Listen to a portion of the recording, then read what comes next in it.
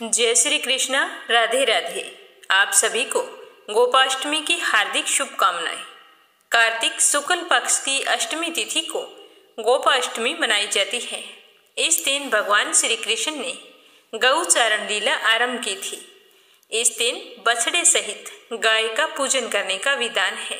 कार्तिक शुक्ल अष्टमी को सुबह जल्दी उठकर नित्य कर्मों से निवृत्त होकर स्नान करें और फिर गौओं और बछड़ों को स्नान करा के गौ माता के अंगों में मेहंदी, रोली आदि के थापे लगाएं और उनके आगे पैरों में मोली बांधकर धूप, दीप, पुष्प, अक्षत आदि से उनकी पूजा करें, आरती उतारें और फिर कान्हा जी से अपने उज्जवल भविष्य की कामना करें।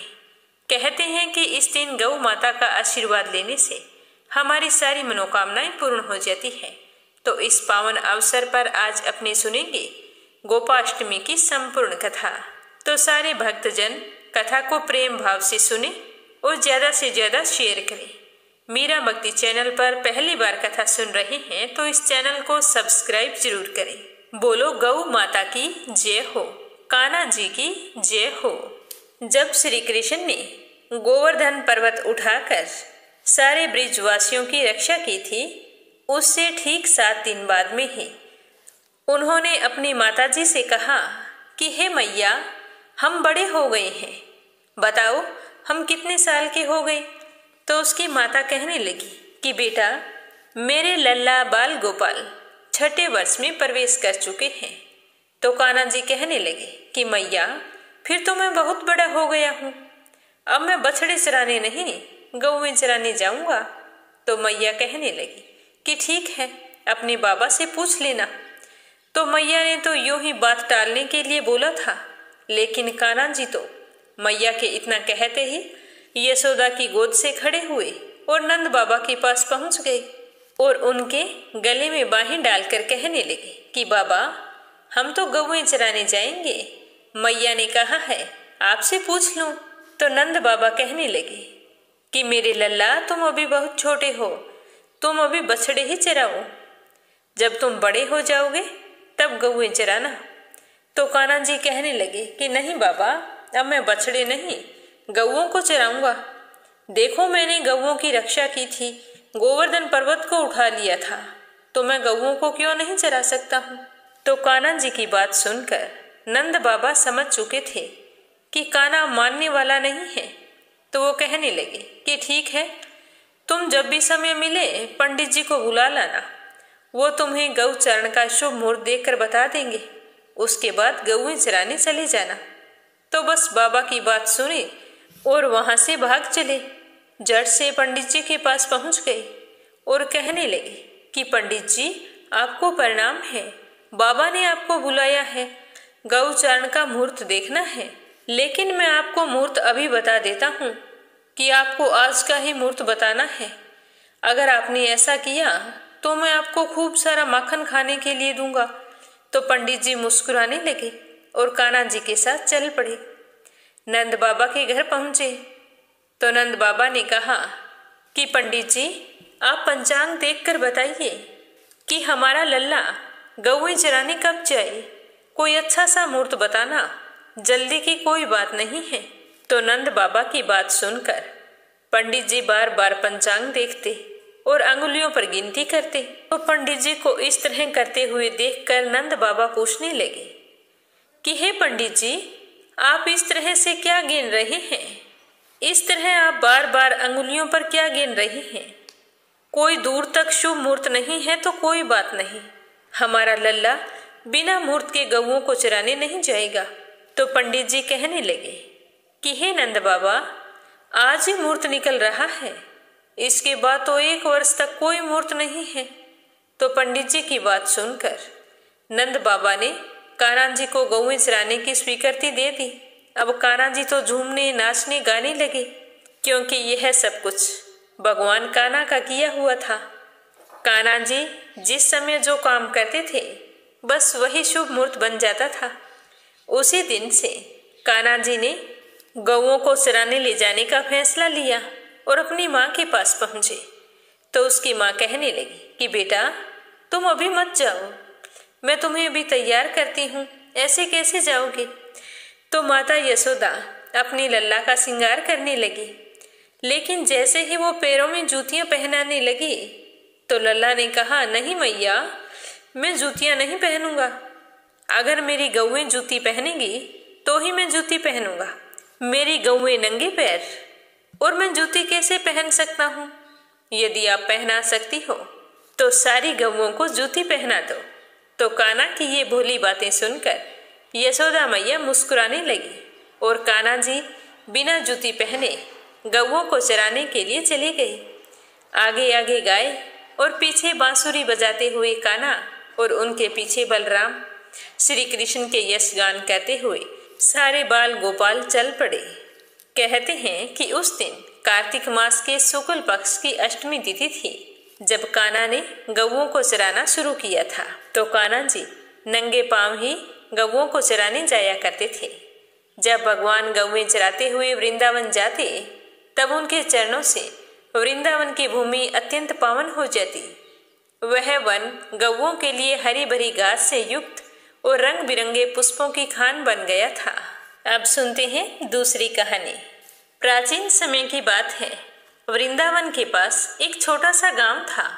उसका नाम था पैगांव। उस छोटे से गांव में 20-30 घर थे। छोटी सी आबादी थी, लेकिन वह गांव देखने में बहुत ही सुंदर था। वहां के सारे व्यक्ति धनवान थे। सभी के पास खेत खलियान और भरपूर जानवर थे। और उसी गांव में नंदू नाम का एक दूध वाला व्यक्ति रहता था। उसके पास जमीन नहीं थी। वह दूध बेचकर ही पैसे कमाता था और उसी से अपनी जीविका चलाता था। नंदू के पास छोटी बड़ी 20 गायें थी। वह प्रतिदिन जंगल के खुले खेतों में उन्हें चराने ले जाया करता था। उसी जंगल के पास एक पुरानी गुफा थी, जिसे गांव वाले आदमखोर की गुफा के नाम से जानते थे। उस गुफा में कोई आता जाता नहीं था। कहते थे कि अगर कोई भी गलती से उस गुफा में चला जाता है तो वह लौट कर नहीं आता। तो एक दिन नंदू अपनी गायों को चराने के लिए लेकर गया था। शाम को लौटते समय उसकी एक गाय घास चरते चरते उसी गुफा में पहुंच गई। वह गाय सभी गौओं से ज्यादा दूध देती थी, पर वह तो बेचारी उस गुफा में चली गई। अब नंदू अपनी गाय को ढूंढता ढूंढता परेशान हो गया। बहुत दुखी हुआ और फिर मायूस होकर घर जाने लगा। तभी उसने देखा कि उसकी गाय के पैर के निशान दिखाई दे रहे हैं, जो कि उस गुफा की तरफ जा रहे हैं। तो नंदू समझ गया कि उसकी गाय उस गुफा में चली गई है, अब वापस नहीं आएगी। तो वह बहुत ही दुखी होकर अपनी गौओं को लेकर घर आ गया और मन ही मन कान्हा जी का स्मरण करता रहा कि हे कान्हा जी, मेरे पास आजीविका के लिए और कोई भी साधन नहीं है। काश आप मेरी गौ माता को उस गुफा में जाने से रोक देते। उस दिन नंदू ने आकर कुछ नहीं खाया पिया और भूखा ही सो गया। उसे नींद भी नहीं आ रही थी। बार बार उसका ध्यान अपनी गाय की ओर जा रहा था। उधर वह गाय जब गुफा के अंदर गई तो वहां एक राक्षस था। वह गाय को देखकर कहने लगा कि आ जाओ, मैं कई दिनों से भूखा बैठा हूँ। आज भगवान ने तुम्हें मेरे लिए भेजा है। आज तो मैं तुम्हें खाकर ही अपनी भूख मिटाऊंगा। तो उस राक्षस की बात सुनकर गाय बहुत ही डर गई, लेकिन उसी पल वह सोचने लगी कि अगर यह राक्षस मुझे खा जाएगा तो मेरे स्वामी का क्या होगा। अब भी पता नहीं वो मुझे कहाँ कहाँ ढूंढ रहे होंगे। तो वह कहने लगी कि हे राक्षस देव, आपका इतना बड़ा शरीर है, मुझे मारकर खाने से आपकी भूख नहीं मिटेगी। आप ऐसा करो, मुझे जाने दो। कल मैं अपने साथ 4 गौओं को लेकर आऊंगी। तब आप उन चारों को मारकर खा लेना और आपकी भूख मिट जाएगी। फिर मैं हर 7 दिन बाद आपके पास गौओं को लेकर आऊंगी। मेरे स्वामी के पास बहुत सारी गौएं हैं, मैं भी उनसे बड़ी परेशान हूँ। अगर वो एक भी नहीं बचेगी तो मेरे स्वामी मेरी ज्यादा देख रेख करेंगे, सारा हरा चारा मुझे को डाल देंगे। तो यह सुनकर राक्षस कहने लगा कि तुम मेरे सामने आई हो, मैं तुम्हें कैसे जाने दूं। तो गाय माता कहने लगी कि जैसी तुम्हारी इच्छा वैसा ही करो। तो वह राक्षस पहले तो गाय को मारने के लिए लपका, फिर सोचने लगा कि एक गाय से मुझे क्या होगा। मैं अगर इसकी बात मान लेता हूँ तो इसमें मेरा ही फायदा है और इसका भी है। तो वह गाय से कहने लगा कि मैं तुम्हें एक ही शर्त पर जाने दूंगा कि अगर कल तुम नहीं आई तो मैं तुम्हारे घर आकर सारे जानवरों को खा जाऊंगा और तुम्हारे स्वामी को भी मार दूंगा। तो गाय कहने लगी कि मैं अपना वचन जरूर निभाऊंगी और मैं कल जरूर आऊंगी। तो गाय वहां से चल पड़ी और जल्दी जल्दी अपने घर पहुंच गई। जैसे ही घर के बाहर जाकर जोर से रंभाई तो नंदू उठकर बैठ गया और कहने लगा कि ये तो मेरी ही गाय है। हे कान्हा जी, आपका बहुत बहुत धन्यवाद जो आपने मेरी गाय को सकुशल लौटा दिया। लेकिन गाय आ तो गई, उसकी आंखों से बार बार आंसू बह रहे थे और वह मन ही मन सोच रही थी कि कैसे मैं अपने स्वामी और दूसरी गायों की रक्षा करूं। अगर कल मैं नहीं गई तो वो घर पर आकर इन सभी को मार देगा और मैं ऐसा नहीं होने दूंगी। तो वह गाय मन ही मन कृष्ण जी का स्मरण करती हुई पूरी रात जागती बैठी रही। दूसरी सुबह नंदू सभी गऊओं का दूध निकालकर बेच आया और फिर हर दिन की तरह उस दिन भी गऊओं को चराने के लिए ले गया। घास चरते चरते शाम होने वाली थी तो अचानक से नंदू को नींद आ गई और गाय अपने वादे के अनुसार 4 गऊओं को साथ लेकर उसी गुफा में जा पहुंची। अब गाय की आवाज से वह राक्षस उठकर बैठ गया। देखा तो गाय अपने वादे के अनुसार 4 और गायों को लेकर आई है। तो वह राक्षस देखते ही देखते अपना सब रूप बदलने लगा और कान्हा के रूप में प्रकट हो गया। फिर उस गौ माता से कहने लगा कि मैंने तुम्हारी दूसरी बार परीक्षा ली है और दूसरी बार भी तुम अपनी परीक्षा में सफल हुई हो, अपने वादे के अनुसार आई हो। तो मैं तुम्हें वरदान देता हूँ कि आज से इस दुनिया में जो लोग आज के दिन गौ माता की पूजा करेंगे, गौ माता के नाम के साथ मेरा नाम जपेंगे, उनकी सारी मनोकामनाएं पूर्ण होंगी। यह कहकर कान्हा जी अंतर्ध्यान हो गए और गौ माता दूसरी गऊओं को साथ लेकर अपने स्वामी के पास आ गई और फिर हंसी खुशी सारे अपने घर चले गए। उस दिन नंदू ने घर जाकर सभी गऊओं की पूजा की थी। वह तो इस बात से अनजान था कि श्री कृष्ण भगवान ने मेरी गऊ को दर्शन दिए हैं। वह तो इस बात से खुश था कि आज के दिन मेरी गऊ माता मौत के मुंह से निकलकर आई है। उसने उसी खुशी के अनुसार गऊ माता की पूजा की, तिलक किया, मोली बांधी और फिर हर साल एक दिन गऊ माता की भली भांति पूजा अर्चना करता था, जिससे वह सुखी और संपन्न हो गया। अपने जीवन के समस्त सुखों को भोगता हुआ अंत में मोक्ष धाम को प्राप्त हुआ। बोलो गऊ माता की जय हो, बोलो कान्हा जी की जय हो। गोपाष्टमी के पावन पर्व पर गऊ माता की इन कथाओं को श्रद्धा भाव से सुनते रहिए। प्राचीन समय की बात है, राजा जनक ने जो ही योग बल से अपने शरीर का त्याग किया, उसी समय एक सुंदर सजा हुआ विमान वहां पर आ गया। राजा दिव्य देहधारी सेवकों के साथ उस विमान पर चढ़कर चल पड़े।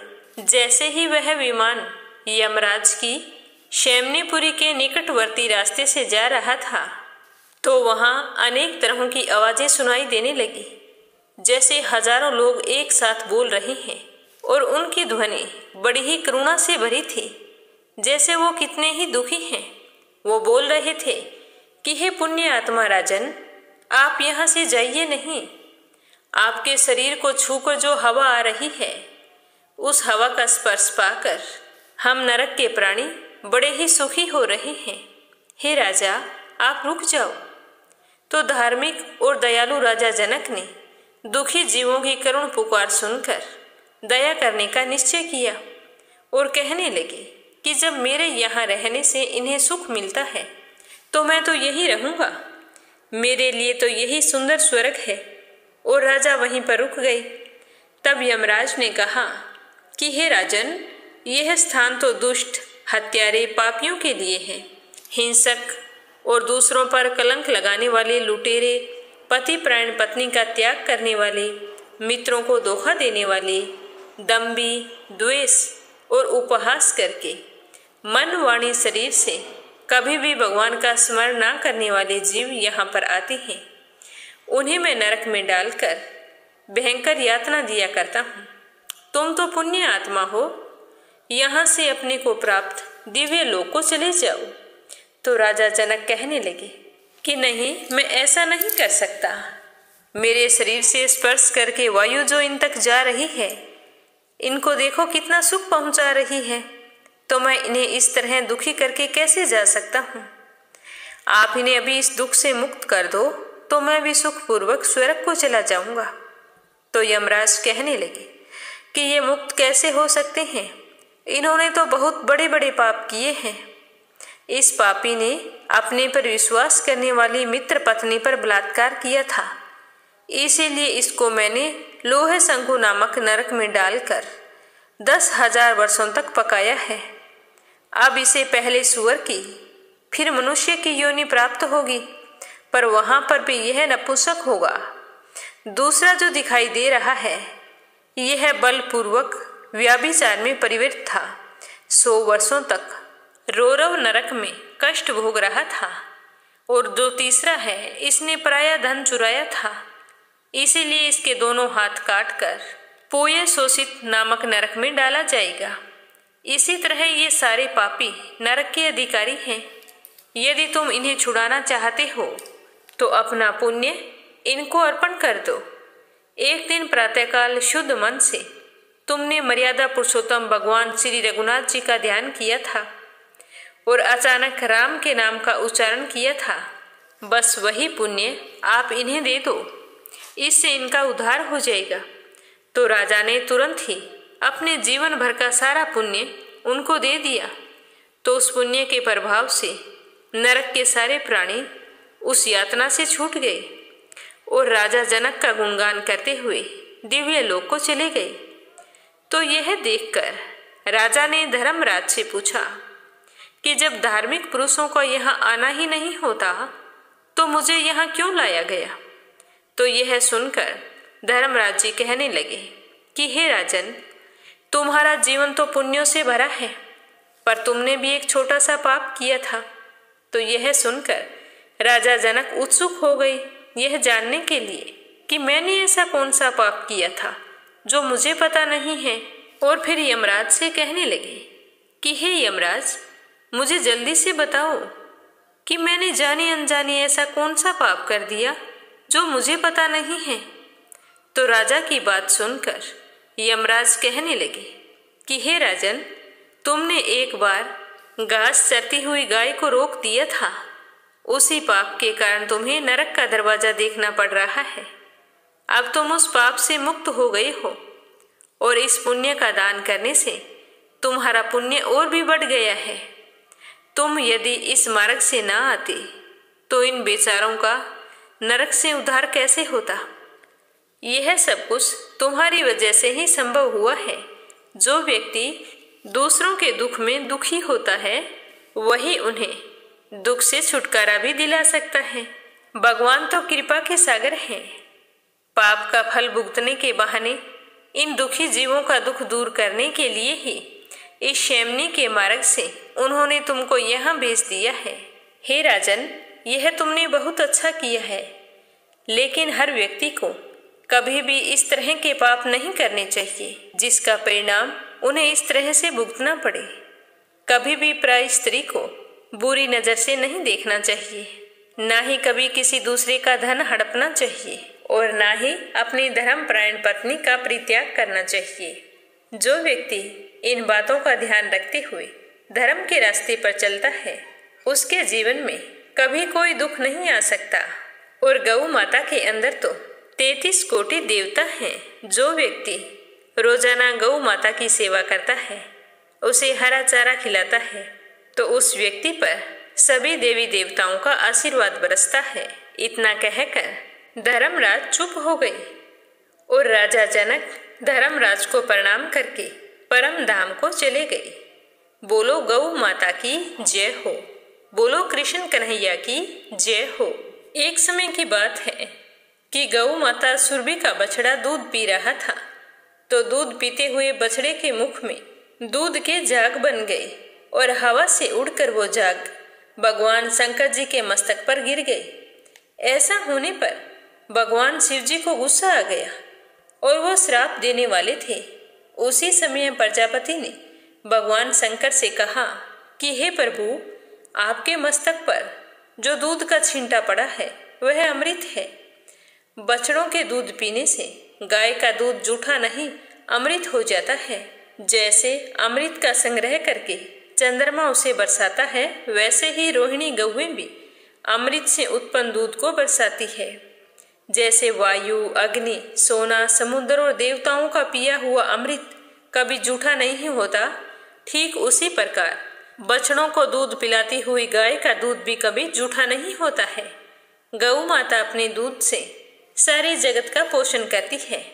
तो यह सुनकर शिव जी भगवान बहुत ही प्रसन्न हो जाते हैं और कहते हैं कि आज से मैं यह वचन देता हूँ कि जो भी गौ माता के साथ साथ वृषभ यानी कि बैल की पूजा करेगा, हमेशा उस पर मेरा आशीर्वाद बना रहेगा। बोलो भोले शंकर की जय हो, बोलो गौ माता की जय हो। कथा सुनकर आपको कैसा लगा कमेंट करके जरूर बताना और मीरा भक्ति चैनल को सब्सक्राइब करते हुए इस कथा को ज़्यादा से ज़्यादा शेयर करना। भगवान कान्हा का आशीर्वाद आप सब पर हमेशा बना रहे। जय श्री कृष्णा, राधे राधे।